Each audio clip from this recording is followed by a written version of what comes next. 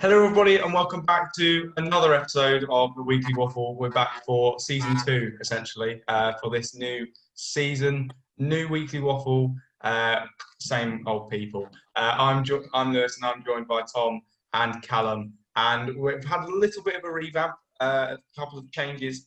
We want to make it a bit more interactive with the audience, so obviously we're going to go through the normal, talk about the big things that's happened this week. We may have missed a couple of things out. We do know that we have, but there's a lot to get into such quite what we like to think of shorter video. So we're going to get into Liverpool versus Leeds. Liverpool running 4-3 winners, and arguably a game that Leeds probably should have won. If you're on the stream, all three of us were there, along with Leeds fan Tom Horner as well, from the Yorkshire Whites podcast. We'll go to Tom straight away, the Liverpool fan. What did you make of that game? Wow. What a strange first game. Defensively, we were just complacent. I've used the word a lot recently. Just complacent. I think we went into the game thinking it would be a nice breeze past Leeds, but I think you just got to give a lot of props to Leeds. They've done what a lot of teams are scared to do at Anfield and actually come and played an attacking style of football. I think they look dangerous on the counter attack as well as playing out from the back. But yeah, our first couple of goals we conceded all mistakes really. That one noticeably is the Van Dijk one where he's tried to flick it off to Robertson, I think, but Bamford just read him and knocked it past Alisson. But luckily, man of the hour Mo Salah saved the day of a hat trick, 2 pens, and I think that was where Leeds fans probably will be quite annoyed with the 2 set pieces that they've got. The 2 penalties they've got conceded, and also the other 2 goals coming from a corner, free kick. And I think they can be quite upset because they did, like you were saying, they deserved to get at least the point. We played awful. I think the main problem would be Fabinho not starting. I think as soon as I saw that, I was a bit worried because he plays really well at just breaking up the opposition's attack and what they have to offer. But yeah, end of the day, it's 3 points for us, and hopefully we can build upon it and get back to the top of the table. And I thought Leeds, they did really well in terms of pressing your defence. I mean, Liverpool really have to deal with that much relentless pressing as well. And Leeds seem to have surprised a lot of people early on. Callum, have they done that for you? Yeah, definitely. One man especially, Calvin Phillips really looks like he's made the step up to the Premier League big time. Controlled the midfield completely. The pass to Jack Harrison, even though, Trent could have done a better job marking him, the pass was sublime. Everything about him was great that game. I definitely think Leeds should have took the win. I think poor defending when it came to set pieces is what made them struggle, especially with a Van Dijk goal. Giving away a silly penalty with a handballs and Rodrigo's awful tackle. I think it's just they're still coming in with that championship aggression, which can be good, but it can also hurt in the way because you get penalties are given away much easier in the Prem. I feel like they're going to be a good team, but it's just experience in the league, and they're just going to get better throughout the year, in my opinion. Yeah, obviously the Premier League has VAR, and obviously with the Championship you can kind of get away with a couple of things because we can escape the referee and the assistant, whereas there's cameras everywhere in the Premier League. And that's going to be something they have to deal with, but I'm sure they'll want to build on that. We're next going to go into another game that Callum is very happy about. Tottenham 0, Everton 1. And Callum, I know, has a lot to say about James Rodriguez. Yes, I do. I can't specifically remember, but there was a stat line thing put on Twitter that they explained how fantastically he played. All 3 of the signings we made were amazing. James, Allen and Decore. Allen came away with man of the match, completely controlled the midfield, shut out the Tottenham attack single-handedly. He played like a pit bull, and it was great to see that we finally had energy in midfield, and it showed. Our defence didn't look as sloppy because we weren't really losing the ball in midfield. We were winning it and then creating counter-attacks. Honestly, it probably should have been 2 or 3-0 because I do think Richarlison, he's still got that idea where he has to carry the team. I don't think he's now realised that he actually has good attacking support with him, with someone like James Rodriguez, and, Calvert-Lewin showed with his goal his prowess in the air, a great delivery from Digne. But yeah, it gives me high hopes, to be completely honest with you. I was sat worrying, could James handle a full 90 minutes? He came off in the 91st and was probably, in my opinion, my man of the match. He completely controlled the game. But yeah, I'm very happy. It's the first time we've beat a Big Six side away since December 2013. So I'm on my high horse right now. And it's positive signs. I think before the Merseyside derby, which is the 5th game in, we've got 3 quite easy teams. I feel like we may come into the first Merseyside derby at Goodison Park on fire, which would always be a nice thing to see.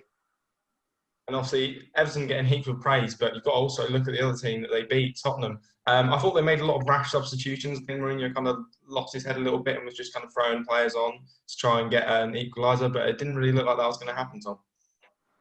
No, it was quite disappointing from Tottenham. They didn't look too much like getting an equaliser.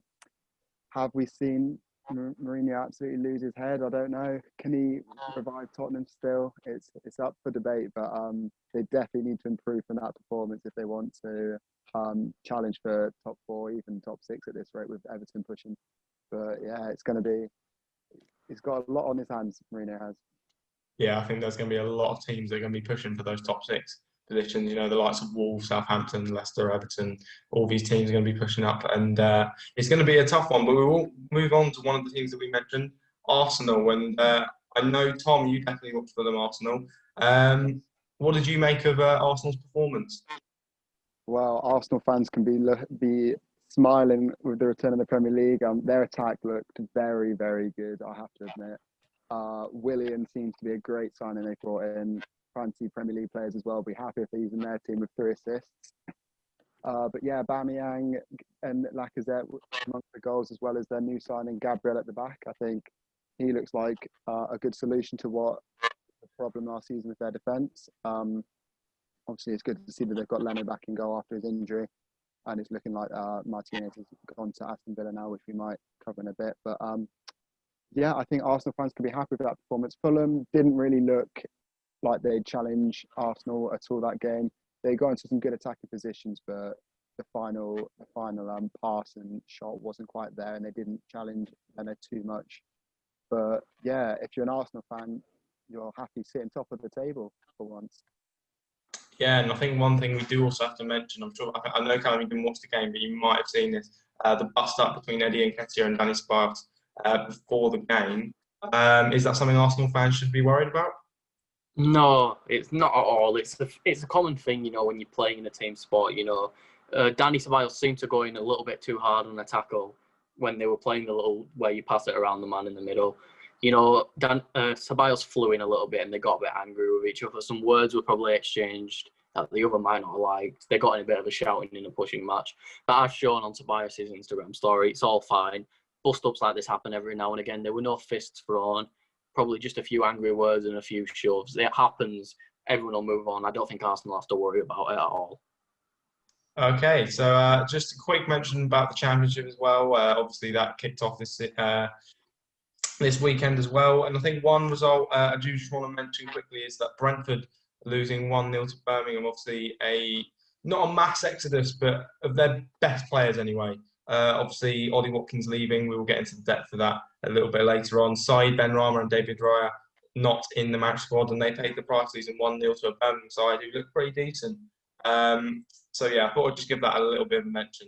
But we'll now move on to the England game. Doesn't feel like it was this week. Feels like it was weeks ago, but it indeed was on Tuesday. We're not going to talk about the Iceland game. I don't think anyone. Do you guys really care about it? To be honest, We got a win, and that's all that matters.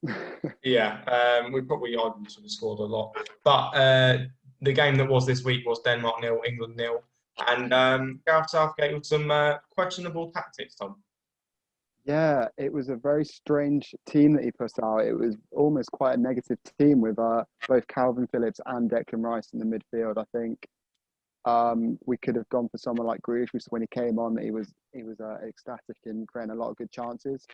As well, the left side defence, we had Trippier and Dyer, who are both right-footed players, and you could see in the game that they were dominantly using that foot, playing it back, not really creating anything from that left-hand side. And I think we've got players like Tyrone Mings on the bench, who's a naturally left-footed defender who could have easily slotted in either of those positions. So I think Gareth Southgate needs to risk it a bit more. He's taken two keepers who are on form with Nick Pope and Dean Henderson, and neither of them have started.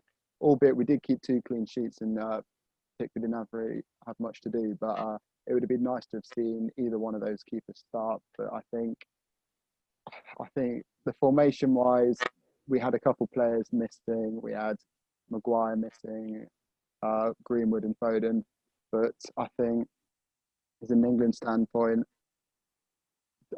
Southgate needs to be more positive, risk it a bit more, and play a couple more creative midfielders. I think, but a 0-0 draw with Denmark is not good at all. Yeah, and as Tom did mention, Phil Foden and Mason Greenwood omitted from the England squad before the Denmark game. And then Mason Greenwood being later caught taking nitrous oxide. I think he was something of 16, obviously he's 18 now, or I think, or something like that. Callum, do you think it wasn't really a good thing for them to do at this stage of their career? No, it wasn't. When it comes to the being sent home thing, it was a stupid thing to do. Like, I understand it's an Icelandic model, and wow, but I think it was, yeah, it was, and but especially on Foden's side, he's got a girlfriend and a kid, man. Come on, you're better than that. But and then afterwards, there was the Mason Greenwood with the nitrous oxide. Like, come on, it looks like it's starting with the Raheem Sterling thing all over again. He does one thing, and then the media just give him shit for everything he does. Oh, sorry, pardon me, but it's just everything. I hope it doesn't. Because when it comes to English media, all we do is we just put down our own players, and it's probably why we underperform, because all the players are worried about, stuff like the Sun just abusing them for no reason. And I hope this isn't something starting with Mason Greenwood. He did it when he was 16. Everyone does stupid things. He did the right thing by coming out and apologising, but I don't think the media should put him down for it. They should, tell him, right, you can do better, and we'd like to see you improve, instead of putting him down as a person because of it. Yeah, so hopefully the next international break can be a lot better than this previous one. It seems to be one of our worst ones in a while. We'll now move on to transfers. Transfer window still active for the next couple of weeks, and 4 teams mainly have been doing a lot of business, along with one other who have brought in a very special signing. We'll get onto that later on, but we will start with Everton, who completed signings of James Rodriguez and Abdoulaye Doucouré earlier in the week. And Callum, what do you make of it? A+. Just from one game, I can already tell. Because unless one of them gets injured, touch wood, that doesn't happen. You can already see that James has the quality and that he can last in games. It's not like Spurs were sitting back at one point and just and James Rodriguez was still finding a way to put balls past them. His touch was it's just, as an Everton fan, I'm used to seeing people like Lukaku have the ball lumped up to them. I'm not used to seeing someone, with the technique that James has, just being able to completely control the game, And then Doucouré was getting back and getting tackles. I love to see it. We all know Doucouré is a fantastic player, but I didn't expect him to fit in this well with our system, On my Instagram page, I said he was a C+. After one game, I'm upping that into the Bs already after one game. He's just fantastic from what it looks like. They all fit in perfectly into Ancelotti's system. Yeah, I was going to say, Tom, how much do you think of a boost to Carlo Ancelotti's midfielders and players of that quality? Yeah, as a Liverpool fan, it's quite scary watching them play today, especially after our performance. But I think, the pull factor of Ancelotti is great for Everton. I think he's now building a team that plays his way and that he likes, and he has a preferred taste over. And I think, as sad as it hurts me to say it, but I think Everton are looking quite good. Scary things, but yeah. Okay, we'll move on to another team that have done a fair amount of business this week. Sheffield United, bringing in Jayden Bogle and Max Lowe from Derby, Ethan Ampadu on loan from Chelsea, and Oliver Burke in a swap deal for Callum Robinson, Sheffield United. I think Bogle and Lowe are really good signings. Obviously, I think they'll fit Sheffield United system, both young as well. And I think Ampadu is going to be a really good signing for Sheffield United as well. Callum, do you agree? Yeah, 100%. Especially with Ampadu. I feel like Ampadu's one of those, he's young, he's athletic. I feel like he'll fit in that overlapping centre-back mould. He's got a nice little passing range on him. He can get forward. I feel like he will work a lot. And Bogle and Lowe, I believe, combined, it was less than 15 million, wasn't it? Something like that. Yeah, I think it was between 10 and 15. A lot of rumours saying different things. I don't know the most about Max Lowe, but from what I've seen of Jaden Bogle, he can get forward. You know, his defence is a bit. It can be a bit of a problem at times, but you know he can get forward, and as he's shown, I believe he got 9 assists 1 year and something 6 or 7 this last year. But you know he can get forward, and that's something that the fullbacks really need to know how to do. Well, the wing backs really need to know how to do for this team. And I feel like Sheffield are building a nice little team. You know, losing Dean Henderson, replacing him with Ramsdale, completely new fullbacks in, a new centre back in. They're looking to stay up, and to be honest, at this rate, I think they're building a team that's going to last in the Premier League for a long time. Yeah, and a lot of people are saying about Oliver Burke, bit of a weird move. Tom, what do you think? Yeah, it's a bit of a strange one, but I think what Chris Wilder knows is what fits his team perfectly, and I think he would have had a good say in the transfer, and hopefully he can fit him in nicely. But it'll be interesting to see how they do against Wolves tomorrow, I think it is, yeah. Yeah, and we'll go into another team which I think have done some pretty decent business. Newcastle, bringing in Ryan Fraser, Callum Wilson, and Jamal Lewis, all from Bournemouth and Norwich, respectively. I think they needed a striker with pace. I think it's a different option to what they have in Jones and Andy Carroll already. Fraser will be very good on the counter-attack, as they like to do with Almiron and St. Maximin. I think Jamal Lewis is a very decent option at left-back as well. Tom, do you think that those signings going to bolster them? Yeah, 100%. We already sorted the other day against West Ham. Wilson looks like he wants to revamp his career there. He was creating a lot of chances, not even scoring chance for him, but chance for other players. And I think they're not quite on the same wavelength as he is yet, but give him a couple of games, and I think Newcastle could look like an actual quite exciting team. Obviously, Wilson got his goal as well, so that can only do wonders for him and his confidence. So, yeah, Lewis as well looked quite good going forward, created some good chances as well as defending quite well. Got the clean sheet against West Ham, so it's looking positive for Newcastle. Yeah, although a lot of people have started to come out about Ryan Fraser's attitude and whether Steve Bruce, he should have looked at that and maybe thought, well, hold on a minute, why do I want someone with that kind of attitude? Obviously, he didn't sign a short-term extension at Bournemouth to help him stay up either. Callum, do you think that Steve Bruce was right in giving Fraser a second chance?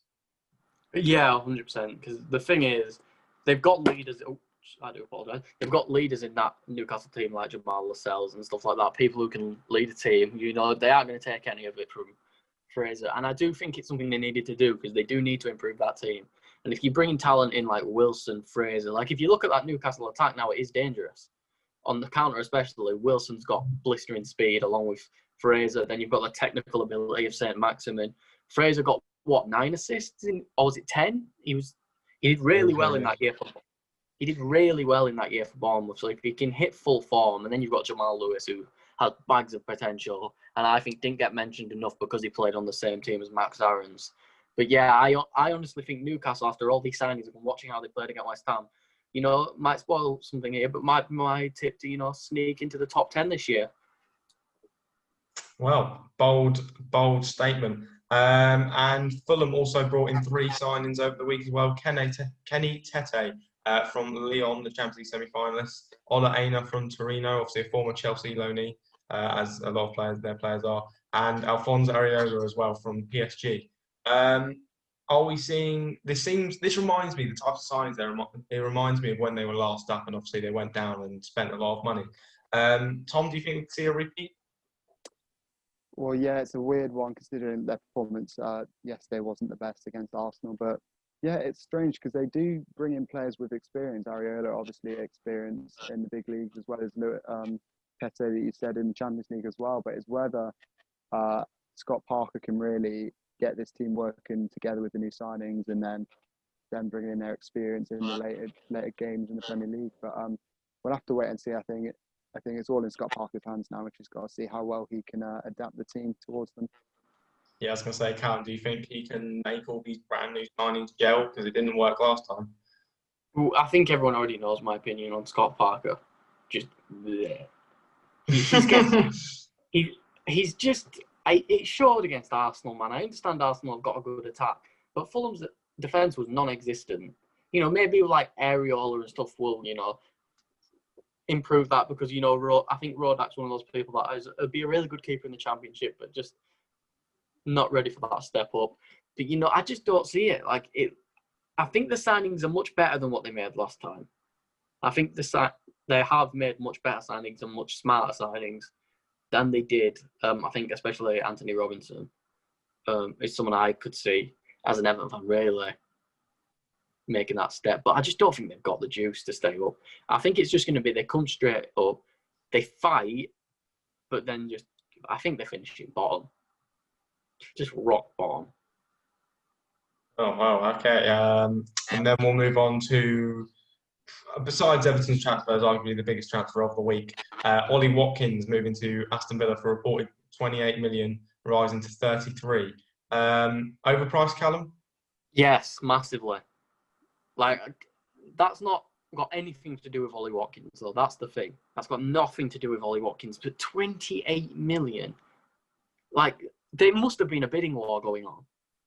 That's the only way I can explain it. You know, it's like they bottled making it up. That's still a Championship team who've just signed a striker. A Premier League team could have easily said, well, we don't want to pay that much, we want to pay this much. So I sit here and think that it had to be a bidding war. Someone had to have come in and just said, do you know what, Aston Villa, we're going to pay 25 million. Do you want to bounce up on that? And Aston Villa have panicked. I understand he's worked with Dean Smith before, so he's coming in with a manager that he'll mainly already know the system. You know, he's got someone like Jack Grealish feeding him. But with that price tag now, I think he has to get at least 15 to be worth it. Obviously, he scored about 25 or 26 goals last season, level with Alexander Mitrovic. We've seen him be converted from a winger to a striker, obviously, after Neil Maupay left for Brighton. And he seems to have scored like an equal amount because the first season he scored about 8 with his right foot and 2 with his head. And again, going from like 9 with his right, 8 with his head, 7 with his left, and he's become more of an all-round striker. But do you think he adds something a little bit different to Villa's front line? Obviously, they've got a lot of target men, Wesley and Samatta. Do you think that could see a change of play style under Dean Smith, Tom? Yeah, I think, well, if you're an Aston Villa fan, you're really hoping so, but hopefully Grealish can help him in that aspect, creating chances for him. But yeah, I do think he can, because you've seen players like Douglas Luiz last season and Samatta who didn't really get off the mark in the Premier League and was a bit of a downfall for Aston Villa's poor season. But yeah, hopefully Ollie Watkins can revitalise Villa's attack a bit and hopefully give them a good reason why they can stay up this season. I know it's going to be tricky for them. Okay, so now we're going to move into the next segment of the Weekly Waffle. Obviously, I said at the start of the video that we want to make the Weekly Waffle a bit more interactive with you guys. So what we've done is on our Instagram story. I think every Sunday we'll do this probably about midday, and we'll get you guys to put your questions in from what's happened over the past week so that we can discuss it and give our opinions on it. So we've had 2 questions come in for this week's Weekly Waffle. First one is opinions on Reading's new manager. I will do this one myself as I'm a Reading fan, and I'll leave the next question for the other 2. After one game, it's hard to judge, but obviously with the 2-0 win away at Derby and the performance, obviously Luke Dow and Obi Ajara played really well as well. Tom, thank you for Obi. It's a good start. I think the way that Pavlovic's got us playing, it's very attractive football. He's let João and Ajara just let rip and just do whatever they want, and it's clearly working. So long may it continue. But yeah, very happy. So the next question will be, would you change any of your predictions after the first weekend? We're going to talk Premier League here, as I know Callum's on the Championship one, but a lot of things happened, so a lot would probably change, a lot would change for me. So Callum, Premier League predictions, anyone lower, anyone higher? I've got quite a few. I think, first of all, I've got West Ham by Championship. You're going there. Because I just didn't see any ambition and anything in that West Ham side, you know. I love Moyes. Moyes is getting sacked by Christmas. I mean, they made Newcastle look like Barcelona. Like, I get Newcastle's a good side, but they had no fight in them at all. And teams that I see maybe rising up a bit in the table, Crystal Palace might do a lot better than I expected. Played a great game against Southampton. Eze looked impressive on his debut. He sent, I forgot which Southampton player it was, did a little skill move and made him fall over. It was very delicious from him. Newcastle, I can see doing better. I could see Palace jumping up to maybe 12th, 13th. Newcastle, I could see maybe 9th or 10th if, these signings play to their ability. But then the big one, Everton. I think we can fight for the top 6. I think we can steal 6 from Tottenham and Wolves. I think we can do it. Looking at Tottenham, they don't look to have any ambition. That's something that could improve throughout the year. But if I'm going off one game in the season, I could see Everton sliding into top 6. That may change when I see Wolves tomorrow if they absolutely dominate Sheffield United. Leeds too. I had Leeds 14th. I could see Leeds jumping up maybe to like 11th, 12th. I think there could be quite a lot of changes, quite a lot of surprises after seeing the first week.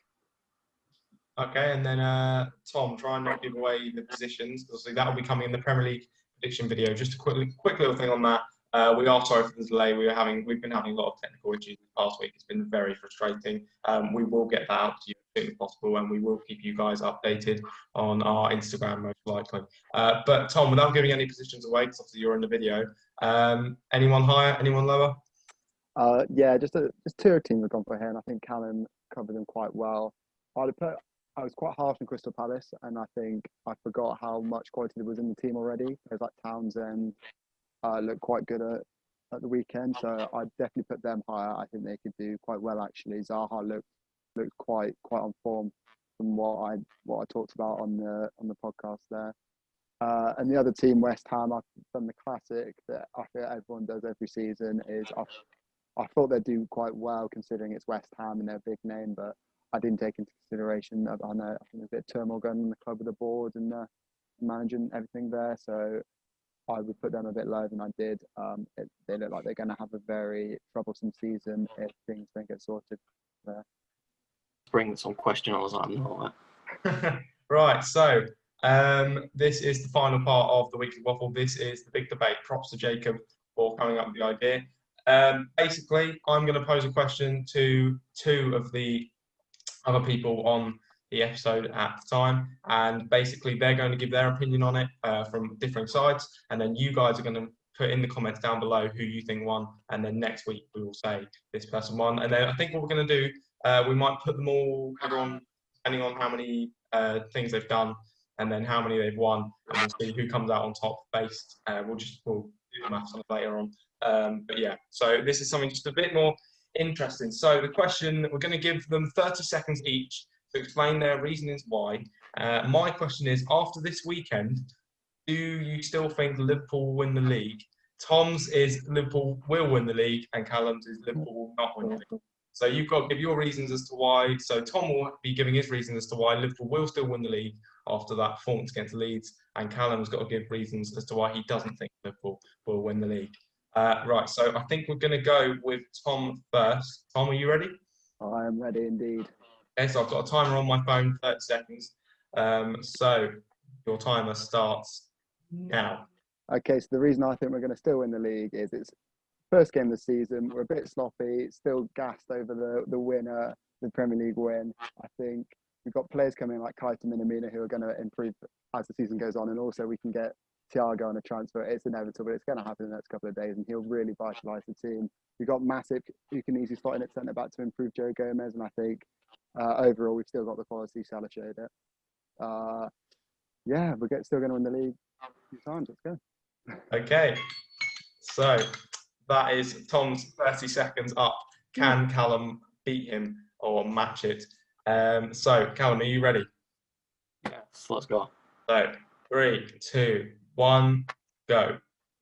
Right, so I think Liverpool are not going to win the league because, first of all teams around them have improved. Chelsea have improved. Man City have improved. Man United will probably improve with the youngsters developing. And then you've got the way Liverpool played. The defence was absolutely shambolic. People are starting to target Alexander-Arnold due to his poor defending a lot more, which was shown after the lockdown. And I do honestly think they're not going to do it because if a defence plays like that, if you're conceding 3 to Leeds, how are you going to play against Chelsea? And yeah, that's it. Okay. So that is it for the weekly waffle. Please put who you think won out of Tom and Callum below, who backed up their reasoning, whose reasoning was more reliable as well. So just put down comments below, just say Tom or Callum in the comments who you think won, and then we will say next week who won. So yeah, thank you for tuning in to the first week's waffle of the brand new 2021 season, and we'll see you guys later. Bye-bye.